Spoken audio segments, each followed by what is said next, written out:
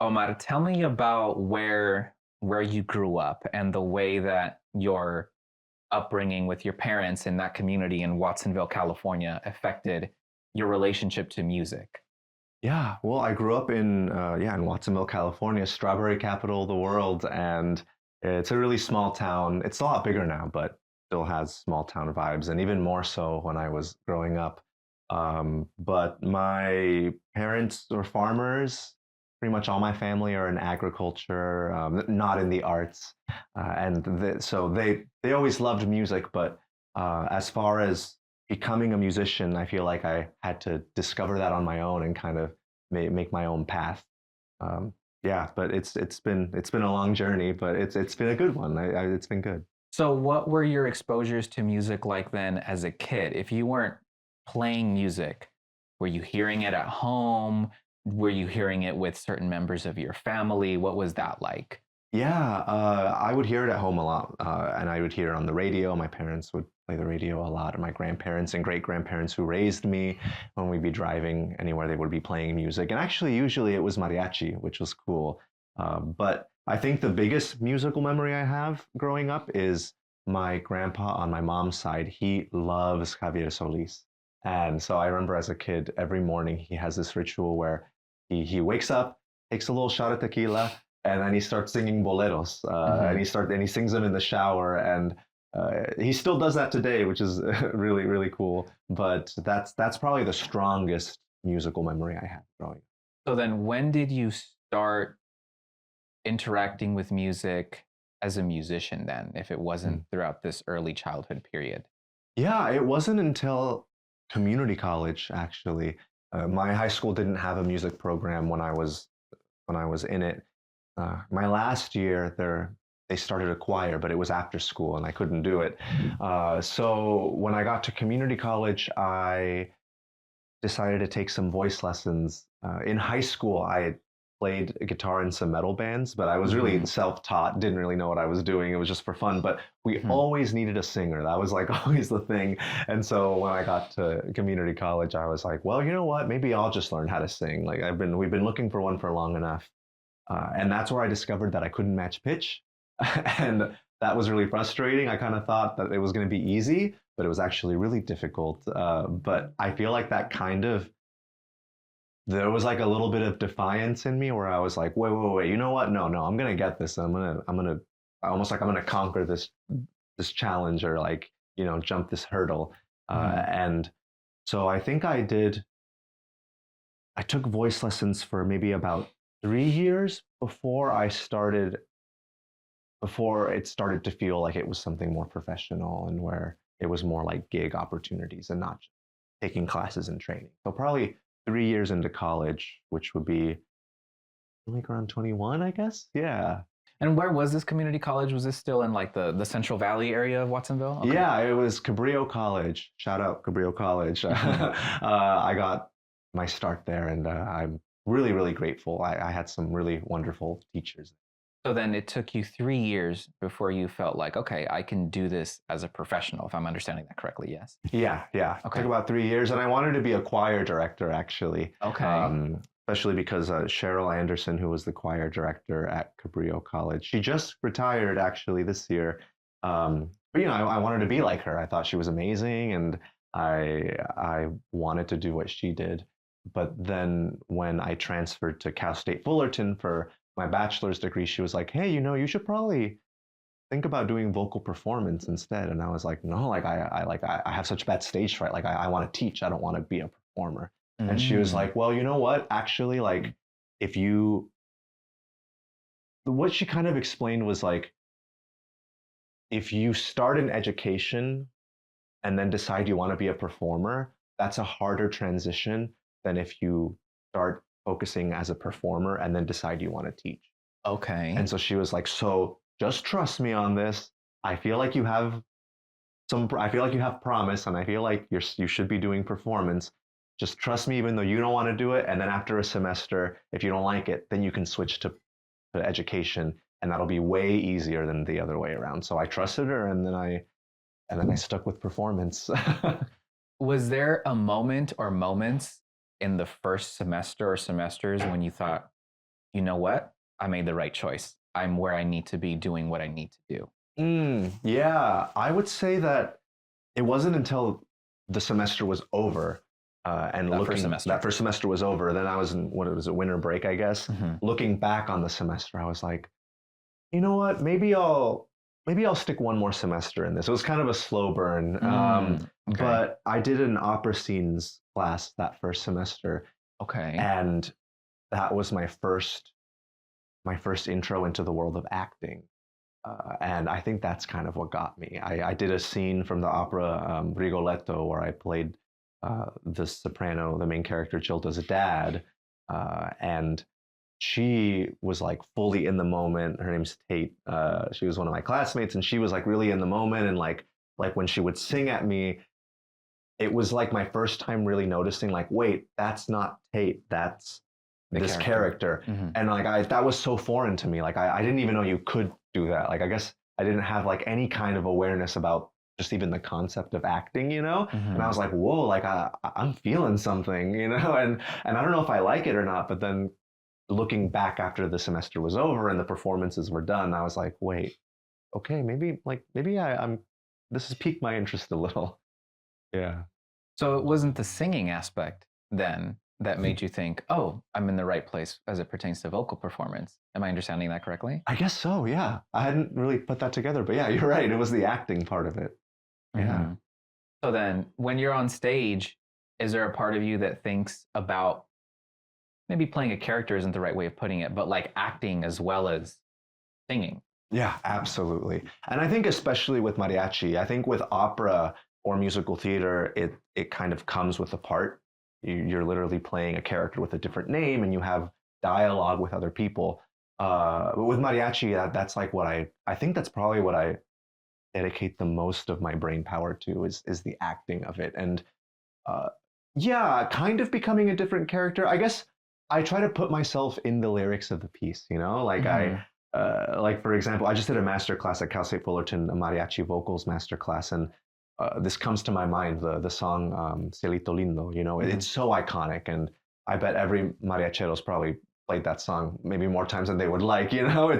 But it's, the melody is simple and the lyrics are simple, but actually I'm thinking, wait a minute, de la Sierra Morena, Cerrito Lindo, vienen bajando un par de ojitos negros, blah, blah, blah. Like, you're looking at someone coming down from the mountain. You don't know their name. Otherwise, you would say, like, they're so and so coming down the mountain. So it's like you're really into this person. And then why do you then start singing, ah, yeah, I canta y no llores? Like, I'm thinking, oh, like, maybe it's to get that person's attention. Because in the second verse, you're talking to them and you're saying, that like that little birthmark you have by your lip, I like said you're not. yeah, you're saying, hey, save that for me, don't give that to anyone else. So I'm like, whoa, like, okay, this person went from there's someone up over there, I don't know their name, and now you're like flirting with them. And so I really try and put myself like in that, like, what kind of person would be doing this, and like what would I be feeling if I were in this scenario. And it does change the way that I sing it, or I'm not just singing like, ah, yeah, I canta y no llores, but I'm trying to sing a story, I guess. Do you think it sometimes is you're more susceptible to mailing it in when it's a song that you've sung a million times? Absolutely. Yeah, Okay. that's a big danger for Like Cielito sure. Lindo, for example. Exactly, Mhm. exactly.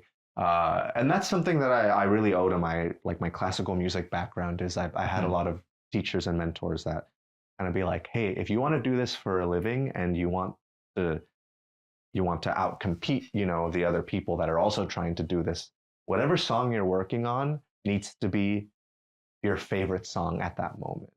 You know, it's even if it's a song that you've done a million times, even if it's a song that you hate, if you're singing it or if you're performing it at that for those 4 minutes or however long it is, it's your responsibility as a professional musician to make that your favorite song and find something new about it or find something to appreciate about it.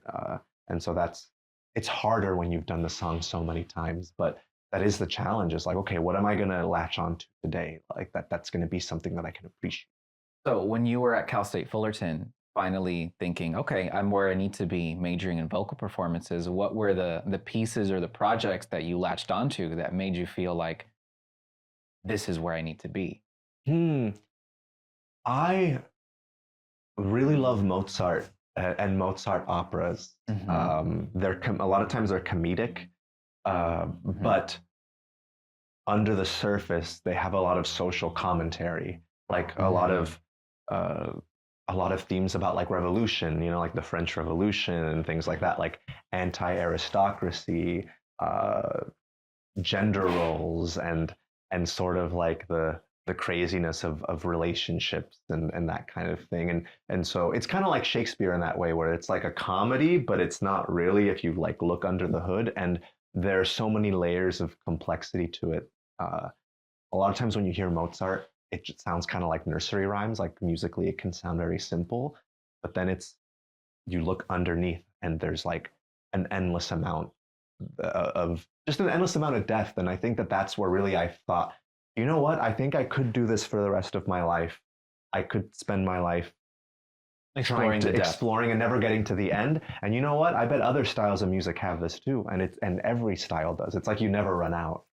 Did you do, as many musicians do, some species of like senior recital, as it were, when you graduated? And if so, what were those pieces? I assume it was pieces plural that you worked on. Oh yeah, for sure. Yeah, I did a senior recital, and then in grad school I did my master's recital, and I did a lot of Franz Schubert. That's my favorite composer. I did a Mozart aria.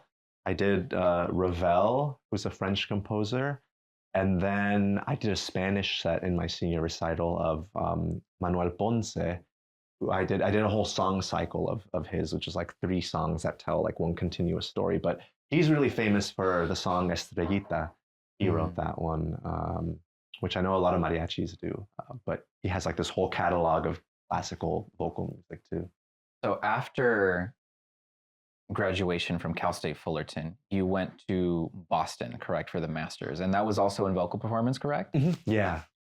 So what was the distinction in that program? Because it's a similar major, vocal performance, but what were the things that you learned there that were new, or the areas of your musicianship that you explored then that you maybe hadn't explored in the bachelor's? Yeah. I think that the main difference with the bachelor's versus the master's is that in your master's degree, it's more hyper focused on vocal performance, like for what I chose. In undergrad, you take composition, you take arrangement, you take music theory, you take all these almost like music general eds, and then you get to your master's and it's only singing. There was still piano proficiency, but it was like every class was centered around something to do with singing or with acting or with foreign languages, since a lot of operas in foreign languages. So it's just that focus, I think, and being around other people that are at kind of that level with you, or want to be at that level with you in the master's degree. You get inspired by your compañeros that are there with you. And so you were still exploring the classical music, opera, and those styles of music then, and in that program as well? Yeah. Okay. So then what I am curious about is when and how mariachi entered the equation during those formative years in the bachelor's and in the master's program. Yeah, it wasn't really present at all in the bachelor's degree program. I always liked mariachi, but it kind of felt like it was my parents' music. And I think at that age, like in my late teens, I was in a metal band. In my early 20s, I'm doing opera. Like I think there's almost like a desire to forge your own path, or to like be like, this is my identity, this is what I like. But in my master's degree, my last semester, they offered a class called The Musics of Mexico, with Professor Juarez, and he was from Mexico City. And it started out with learning about the music of the Aztecs and the Mayans and like what we think it sounded like, all the way to like reggaeton and like Mexican black metal and everything in between. Like it was like a crash course of the history of Mexican music. Wow. And I'd never seen the music of Mexico represented in academia before like that, to that level of specificity, and even having a whole class dedicated to it. So I think representation matters. And I think that I had kind of, not intentionally, but I had kind of almost left it behind a little bit, like mariachi and traditional like Mexican folk music, like that kind of those styles. That kind of was a bit of a wake up call of like, oh my gosh, like I didn't realize that there's such a rich history here. Um, at the same time, this was during the pandemic that I was in my master's degree, so all these classes were on Zoom. Mm. My grandma, who I grew up with and spent a lot of time with growing up, she was like my second mom. She passed away, I think, like 2 days before I flew back from Boston, before I finished, like, and came back home after grad school. So I wasn't able to see her before she passed. But when I got home from grad school 2 days late, in her will, she left money for there to be a traje de charro made for me. For you? For me, yeah. She's from Jalisco and Mm. from the Chapala area, and I guess she had always she wrote that she always wanted to see me in one, and I was really touched, and also I was kind of like, wait, like I wish she would have asked me when she was alive, like I would have gladly done it, and I know sometimes like she didn't want to impose, like that was kind of her personality, so I think that maybe she was just like being really almost like light about it, but yeah, she left that money, and I was really really touched. And again, it was the pandemic, so I thought that I was going to stay in Boston and try and make a career as an opera singer there, but the theaters were closed, and so I came back home, kind of dejected, pandemic depression, losing a loved one, and professionally in opera, not really feeling like I had a lot going for me, and I come home to that kind of thing.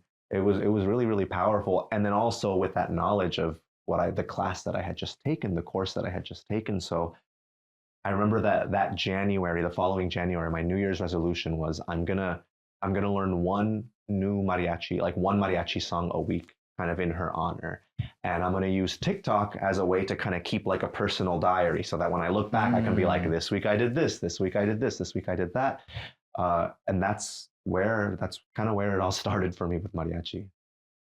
Do you remember the first song, mariachi song that you learned in your grandmother's honor? And this was, I Hmm. assume, January 2022. Yeah, I was. Yeah, Yeah. I do. It's Renunciacion.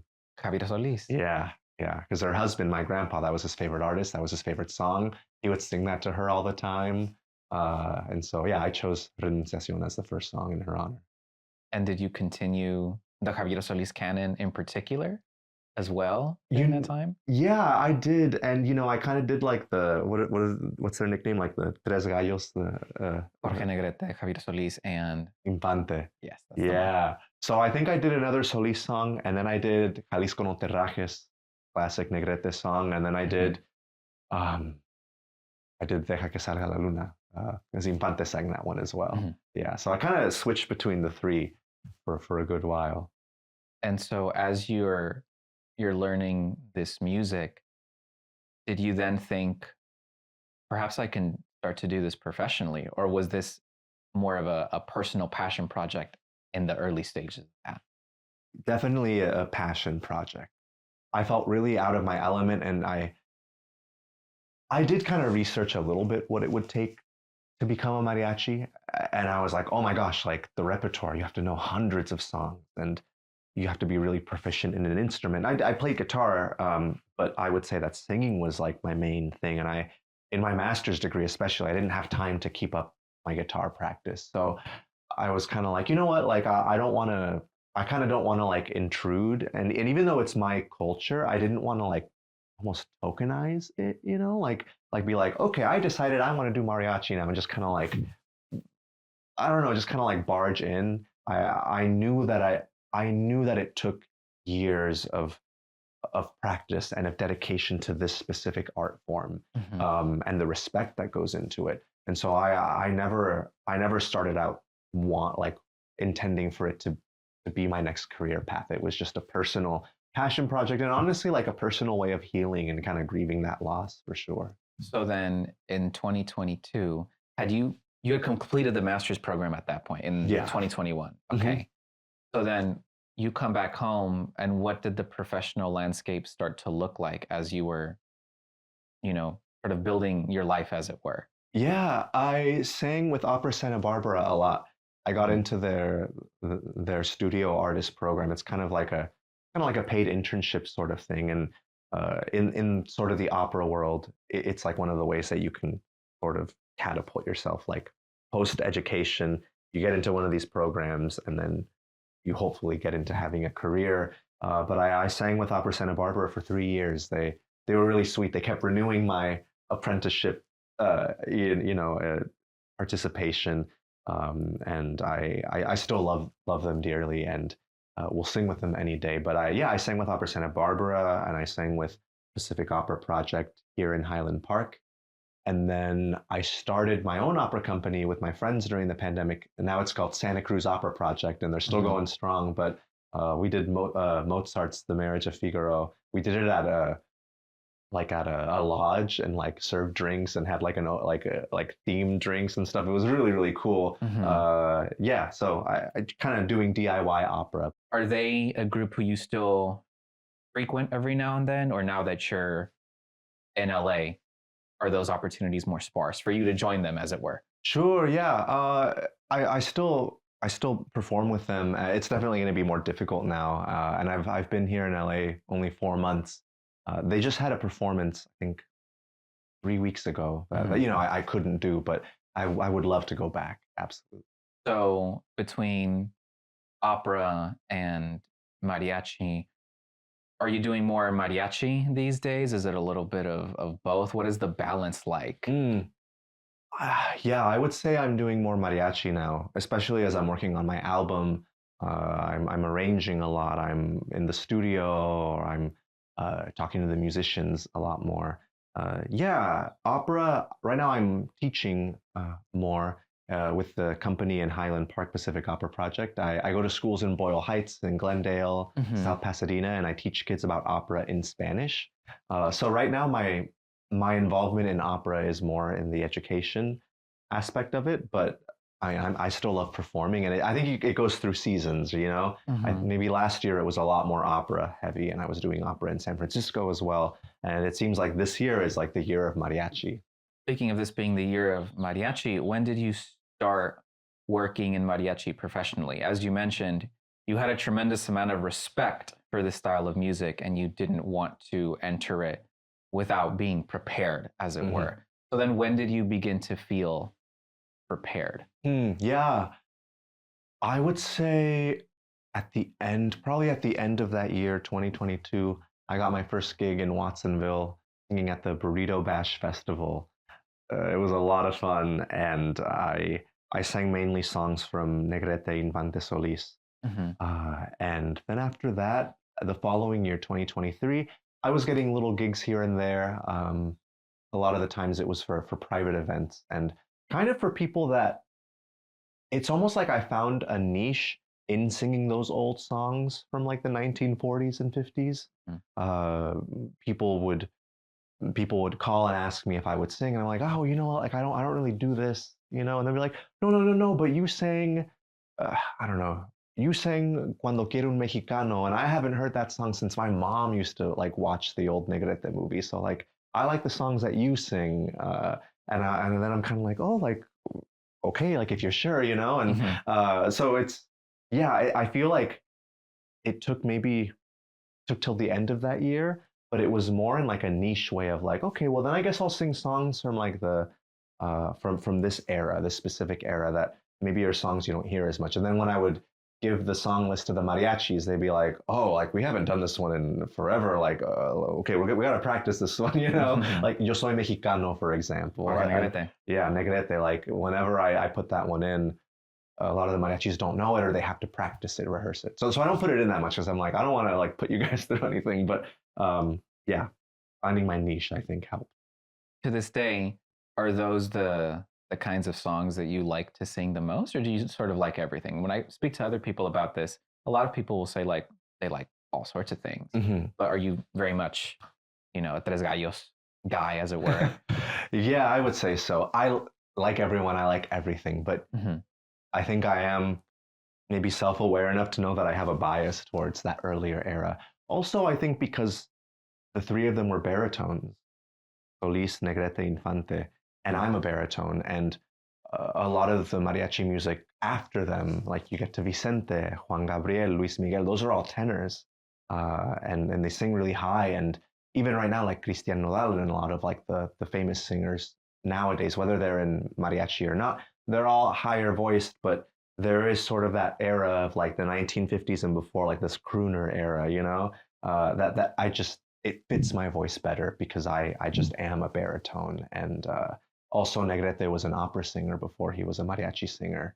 So a lot of the songs that were written for him are kind of written to be sung in like a classical way. They suit themselves to the style that I studied. So it's just naturally like a nicer fit. And I'm like, you know what, people can belt out the other songs way better than I can. So like I'm gonna let them do that, and like I'm gonna have my thing right here. What is it like for you when you're able to marry mariachi with opera? When you find those songs that can be sung in an operatic style as you studied? It's so fulfilling. It's like the best of both worlds, you know? Two different sides. I even think of like my identity, like the Mexican side of me and like the very American, like even like went to classical music school side of me. Mhm. I usually feel like I'm one or the other Okay. sometimes, but when I get to sing those songs, I feel like it's one of the few times where it really feels like the whole, like I'm my whole artistic self. I wanted to ask about the album. Yeah. So, what kind of music are you recording on the album? Is it like I've seen you do pop covers in mariachi style of artists like Laffy, Mhm. Chappelle Roan, and Mitski. Is it like that? This project? Yeah, it's gonna be 12 songs, and it's gonna be four songs of that style, like of the Mitski leve style that I'm turning into mariachi. Mm. Four iconic like Mexican songs, some are mariachi, that I'm kind of turning more alternative indie, Hmm. and then three or four original songs that have been written for me that are also kind of in that in between fusion kind of style. Right. And then when was this project born? And how did this come about? Yeah, this project was born maybe at the end of last year, I would say, right after my EP came out, Inevitable. It came out in May, and then I had the fall of full of opera engagements. So then it was maybe at the end of the year when I was like, you know what, it's time to start working on an album and thinking about what I wanted to do with it, whether I wanted to continue on the same track that I've been doing on that people know me for on social media. And so it's split evenly, four, four, and four. I assume that's very much by design, correct? Yeah, it's by design, absolutely. What are you trying to communicate to an audience by having this be even? Mm. You could have done five, five, and three, or six, six, and well, six, four, and two, Hmm. presumably. It seems like it's important for you to have a balance. Yeah, it is important. Totally. I think what I'm trying to communicate is how universal of a language music is, and how, regardless of time period, of a country of origin, or even of language spoken, that human beings we all are inspired by the same things, and we're all moved by the same things. And so for me, it's really cool to find the similarities in a Mitski song to a Jose Alfredo song, for example, and then also like championing new artists and composers that are alive now and promoting their work as well. Just kind of, I guess, like showing that music is a universal language and that it can cross genres, and that music is more similar to itself than we think. Sometimes I think we like to be like, I like this kind of music, and then you kind of get stuck in like well, I'm into this and I don't like this. Mm. I think I'm just trying to break that up a little bit. You mentioned that you will find a similarity in a Mitski song and a Jose Alfredo song, for example. So what might that look like? Sure, sure. I mean, there's like La Media Vuelta. Yo quiero que te besen otros labios. Chappelle Roan, you can kiss 100 boys in bars. Mhm. Mitski has so many songs about being like utterly devoted to somebody, even though they're not treating you right, even though it's very clear that they're not interested in you, but you're just you're still going to feel that same way about them. And it's a very selfless kind of love. And I find that like even in like, it's not Jose Alfredo, but like Cien Años, you know, sin embargo sigues unida mi existencia y si vivo cien años. But the bridge is talking about how you don't even like look at me anymore, but I'm still gonna love you this. And yeah, it's beautiful, and it's beautiful hearing it in English and in Spanish and seeing what the similarities are. Is Cien Años going to be on the album? I don't know if you want to say that. It's not, but I am working on a Cien Años arrangement that's going to come out before the album, sort of as like a little, just like a little like, sorry, it's taking so long kind of thing. Yeah, I'm working on a Cien Años arrangement that is going to be more in this alternative indie, almost kind of like bedroom bossa nova style. How do you adjust these more classical songs in order to sound more like the alternative indie style while being faithful to what those songs represented at the time? It's definitely something that I keep on my mind all the time of remaining respectful. I think for me, it's just adding different little color changes. Like, for example, I noticed that a lot of alternative indie stuff has like major 7 chords, or they add, like, for example, like a 4 chord, but you add the 6 to it. That's like very Mitski, you know? And so if there's a 4 chord in that song, and I can add that chord and it doesn't sound jarring, then that's perfect. And a lot of times I will do that. Like my choice of which classic mariachi piece to sort of revamp will be like, okay, well, let me sort of add these colors and these harmonies that are from this style and see if it sounds good. And so there's like a whole list of songs that I try to do, and then as I'm doing it, I'm like, oh, you know what, like this is it's kind of losing the essence, and then I put it away and I move on to something else. Is it important to not deviate too much from the source material, even though you are making an adjustment to make something sound alternative and indie? Yeah, I think so. And at the same time, this is like very chaotic of me, but not deviate too much in the ways that where you're going to lose respect for it.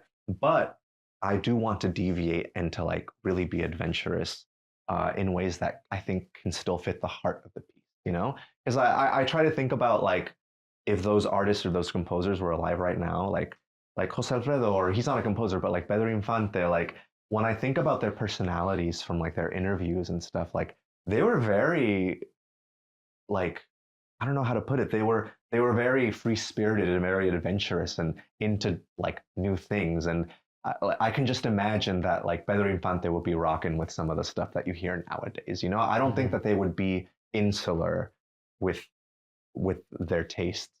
And so I'm kind of like, you know what? Like if I'm gonna add electric guitar to this, I don't think I'm losing or like I'm being disrespectful to it. It is like way different. But I think I hope that this person or that this composer would be into this because I've thought about it. I'm not just adding it for the sake of adding it. Like a lot of times if I add a new element, it does represent something. Like if I'm gonna add like a distorted electric guitar to this song, it's because I'm adding it on the lines that talk about like the immense pain that the person is feeling. Cool, I'm adding distortion there. I'm not just adding it like to some random thing where it doesn't make sense. So I think that I try to be intentional, but also be very adventurous. And as for those original pieces, who are some of the people who you're working with in order to bring those pieces alive? And what is the relationship like between artists when you're in the studio trying to create something new? I'm working with a composer named Omar Alejandro. He lives in Fresno, and he's actually developing kind of a new style of mariachi called like a California style mariachi. He was born here in the US and he has a lot of Mexican American roots. He was a composer for pop music and kind of like pop rock styles as well. So that's why I sought him out. And I love his work. So I'm working with Omar Nare, and I'm working with Jose y el Toro, who is currently living in Mexico City. And he writes neo boleros, is the style that he's writing. And so his stuff sounds a lot like Leve, a lot like Mitski in those soundscapes. And so I chose artists that kind of already have a fusion sort of vibe in their songs already, so that they don't have to deviate so much from what they're doing. And as far as the collaboration, I tell them what I'm interested in lyrically. I want a theme. I want a song that's about this specific theme or this specific life experience. And then they'll tell me, oh, you know what? Like I have a personal experience with this. And I'll be like, cool. Or they'll be like, oh, you know what? Like this, I can relate to this in maybe this slightly different way. And they'll send me the lyrics. I'll look through them. I'll offer suggestions, always really respectfully. Like they're the poets, they're the composers. But I'm like, oh, you know what? What do you think about this different word or this different thing? Usually, though, they're like perfect. And then really where the dialogue starts to happen, the back and forth, is in the arrangement. Once we're getting to the arreglos, I'll ask them what they envision. Like, what do you envision when you think of a mariachi doing this song? Because when they send me their demo, it's just them playing guitar and singing. And so they'll tell me, you know what, I think in this section, I almost could imagine like pizzicato strings. And then I'm like, okay, cool. And so then I'll do pizzicato strings, or I'll work with one of my arrangers together and we'll co-arrange something, and then we'll send it to them and they give their feedback and it goes back.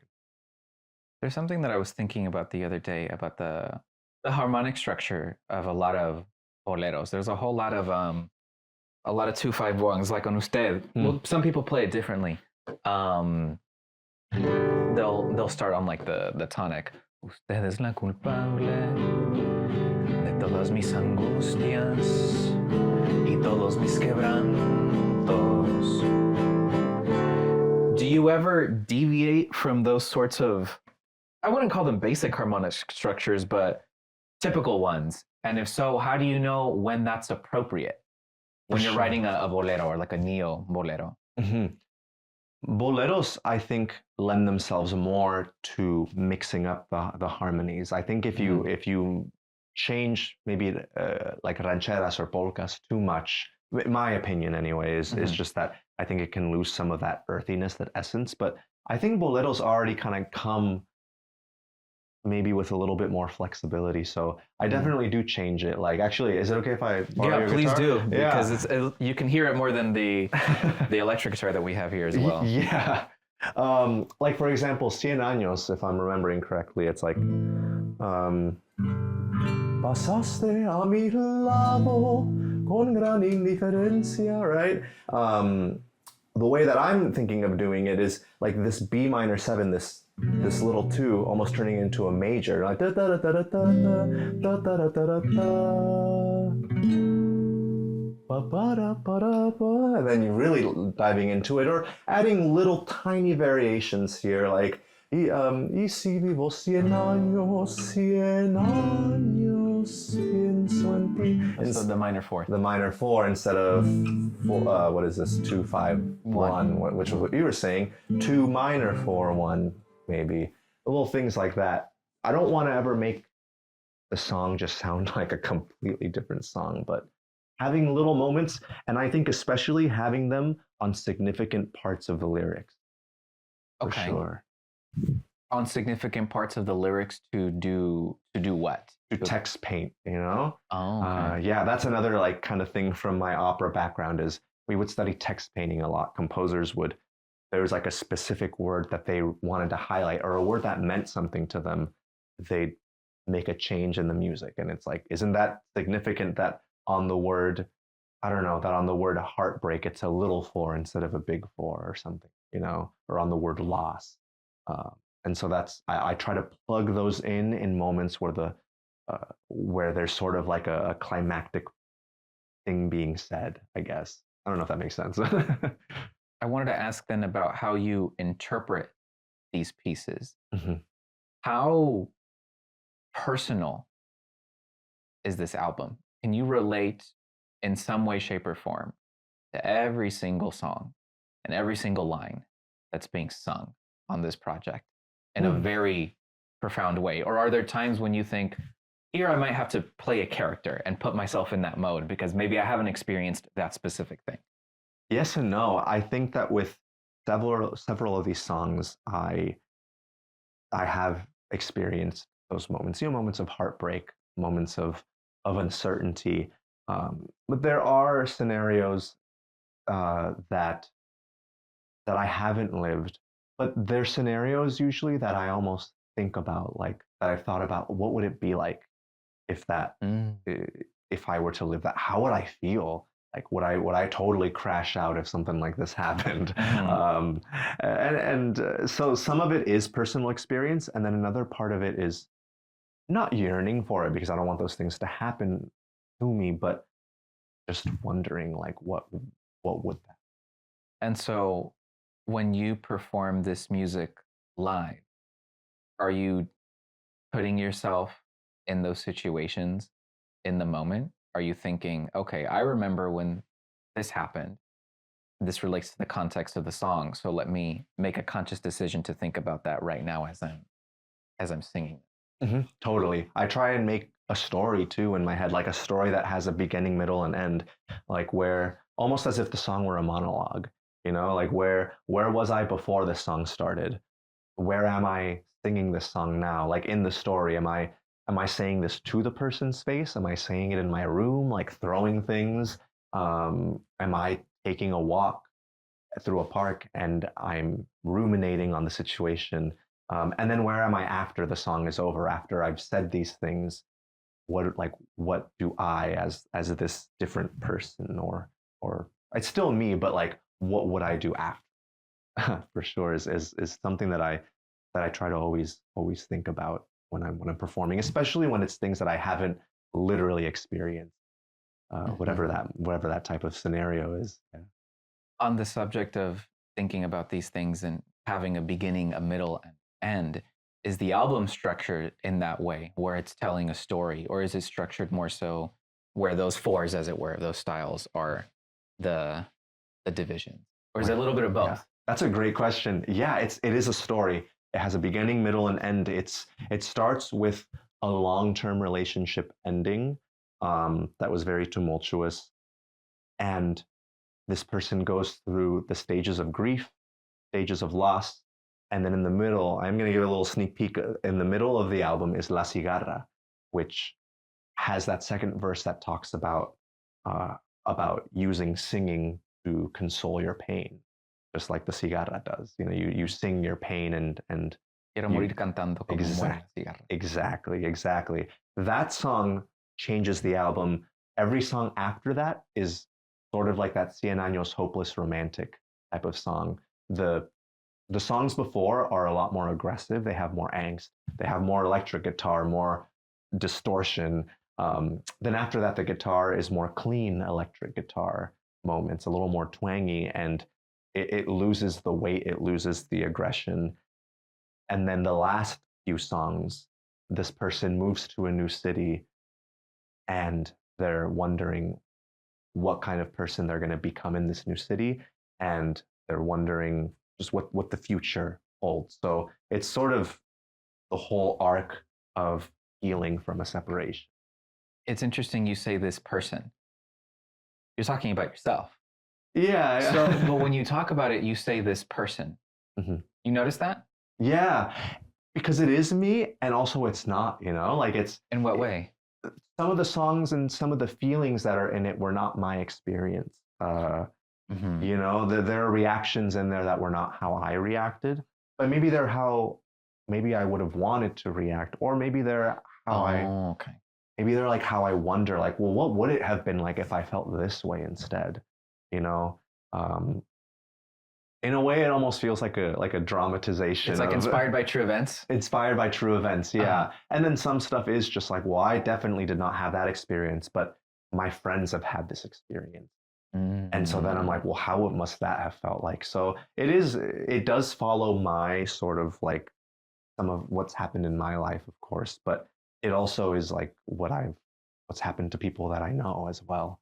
So it's a conglomerate, that this person is a conglomerate of me and of other people. Does that make the experience more interesting, more fun, more difficult when you are creating a patchwork of experiences? But by the Yeah. experience, I mean the experience of creating the album. Yeah, it makes it more fun for sure.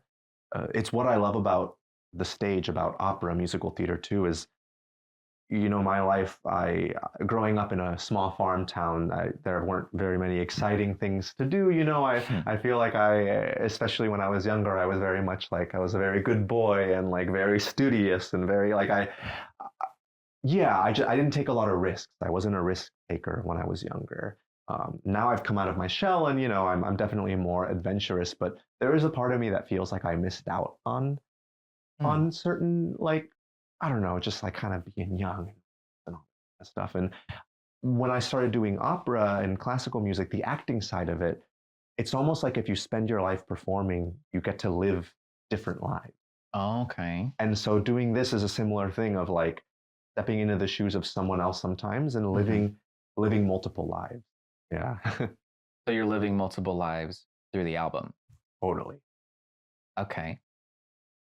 The one of the last things I wanted to ask about is how much do you think about how the album might affect people versus how it's affecting you? Mm. Is there a balance that you feel like you have to strike where you're listening to this and perhaps you think, okay, this speaks to me in this way. I also want this to speak to the listeners in a certain way. Yeah, definitely. And I think that's also why I put in other people's like life experiences because I know that not everyone's going to have the same types of experiences that I have. Uh, and I think that for me, when I think about how people uh, might digest the music, I Mhm. actually think more about style. I think, okay, you know what? For me, this is great, but maybe for someone else, this is too many slow songs. Like, right, Mm, one after the other. Like, I try and vary it up stylistically more so that people's palates don't get bored. bored. Mhm. Exactly. But other than that, I try really just to think about myself and what's fulfilling to me, and try to be as genuine as I can to myself, and then hopefully it reaches the people that it's meant to. That's Mhm. kind of my vibe, I think, for my approach. Yeah. Hopefully, it reaches the people that it's meant to. So, what I'm wondering is, how do you want it to reach people? Or is that, whatever happens, happens? Do you not really have an idea of how you want it to affect people? Hmm. I hadn't thought about it like in a more literal sense where I'm like, well, what might other people take away from it? But I guess I would want I want people to feel like they're not alone if they've experienced heartbreak or even if they're experiencing healing. I think that the healing process from heartbreak can take years sometimes, and I do think that some people maybe I've noticed can feel embarrassed that they're still maybe hung up on somebody that and it's been years and Mhm. maybe they've moved on, but this person still hasn't. And I think that that's normal, and I think that that's healthy. And a lot of times in love songs, like popular love songs, it's very much about the immediate after effect of like I lost this person, and I don't find that it's as common. Maybe I'm wrong about this, but uh, I really like songs. Maybe instead of making a judgment on whether it's common or not, I like songs that are sort of about months or years down the line. How do you Mm. feel? And is there still like a part of that person left in you? And I do think that in real life, sometimes people feel embarrassed to talk about that. And so I want these songs to reach maybe people that are feeling that way, and so that that they hopefully feel like there's no shame in still carrying little pieces of things, or still maybe feeling like you're not all the way put together, but that's okay.